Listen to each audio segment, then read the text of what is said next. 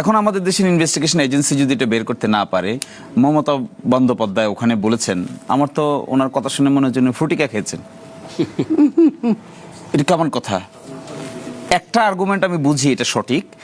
তিনি যখন দায়িত্বে ছিলেন তার হয়তো স্টেট সিক্রেসির ওথ থাকে, যখন দায়িত্বে থাকে না মানুষ তখন স্টেট সিক্রেসির ওথটা থাকে না। ওই ওথের জায়গাটা থেকে তিনি হয়তো মুক্ত, এই জন্য আজকে ফুটিকা খাইলে যা হয় তা বলার চেষ্টা করছেন।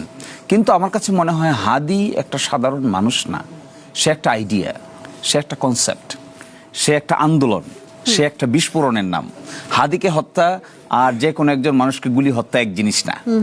এর পিছনের অংশটুকু যদি বের করতে না পারে স্টেট অ্যাপারেটাস, তাহলে আমি মনে করব এই দেশের investigation, criminal investigation department is for no purpose.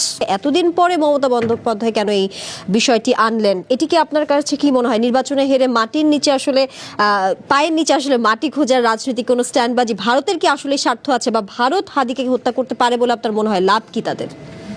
দেখেন, এই প্রশ্নের জবাব দেওয়ার কথা ছিল ইনভেস্টিগেটিং এজেন্সির, আমাকে না, আপনাকেও না, ওনাকেও না, ওনাকেও না। We are not the investigator.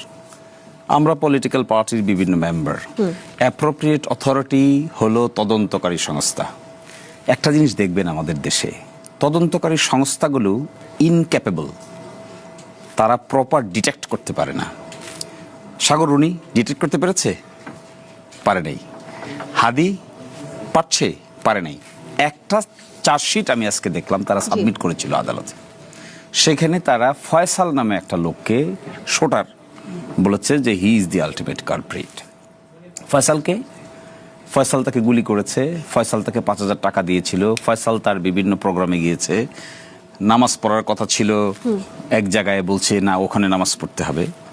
এখন প্রশ্ন হলো এই ডিটেকশন, ইনভেস্টিগেশনের মূল পারপাস থাকে ডিটেকশন। এখন ফয়সাল যদি গুলি করে থাকে, ফয়সালের পিছনে আরো কোনো ফয়সাল আছে কিনা এটা বাইর করবে কে? তদন্তকারী সংস্থা। আমাদের পেনাল কোডে 120B 120B নামে এক সেকশন আছে, কনস্পিরেসি টু কমিট মার্ডার। এখন যদি আপনি পিছনের লোকটাকে খুঁজতে চান, তাহলে আপনাকে এভিডেন্স বের করতে হবে যে হু কনস্পায়ার্ড, হোয়ার, হাউ, ওয়েন। এখন আমাদের দেশের ইনভেস্টিগেশন এজেন্সি যদি এটা বের করতে না পারে, মমতা বন্দ্যোপাধ্যায় ওখানে বলেছেন, আমার তো ওনার কথা শুনে মনে হচ্ছে ফ্রুটিকা খেয়েছেন। এটা কেমন কথা? একটা আর্গুমেন্ট আমি বুঝি, এটা সঠিক। তিনি যখন দায়িত্বে ছিলেন তার হয়তো স্টেট সিক্রেসির ওথ থাকে, যখন দায়িত্বে থাকে না মানুষ তখন স্টেট সিক্রেসির ওথটা থাকে না। ওই ওথের জায়গাটা থেকে তিনি হয়তো মুক্ত, এই জন্য আজকে ফুটিকা খাইলে যা হয় তা বলার চেষ্টা করছেন।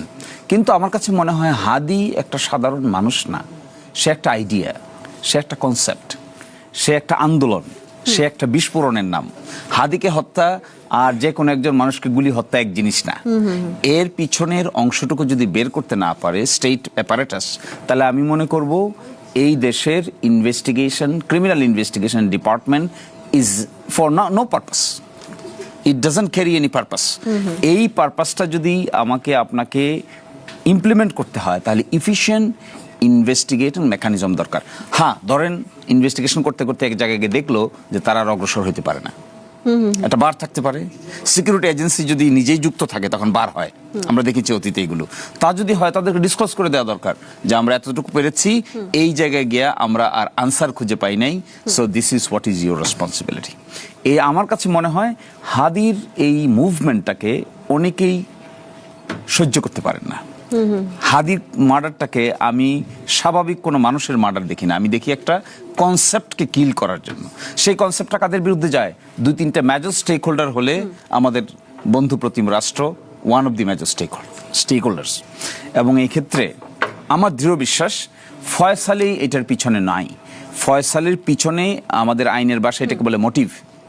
আপনি দেখছেন এটা গুলি হয়েছে, গুলিটা কেন হয়েছে এটা যদি বাইর করতে পারেন তাহলে না আপনি প্রপার ইনভেস্টিগেটর। বের করতে পারলেন না, বলে গুলি হয়েছে, দেখছো, আমিও দেখছি গুলি হয়েছে, ও দেখছি গুলি হয়েছে, উনিও দেখছি গুলি হয়েছে, তাহলে এত পাশ করা পুলিশ অফিসারের দরকার কি? সেই ইনভেস্টিগেশন করে কি পাইলো? এই জায়গায় আমার মনে হয় যথেষ্ট ফেইলিওর আছে।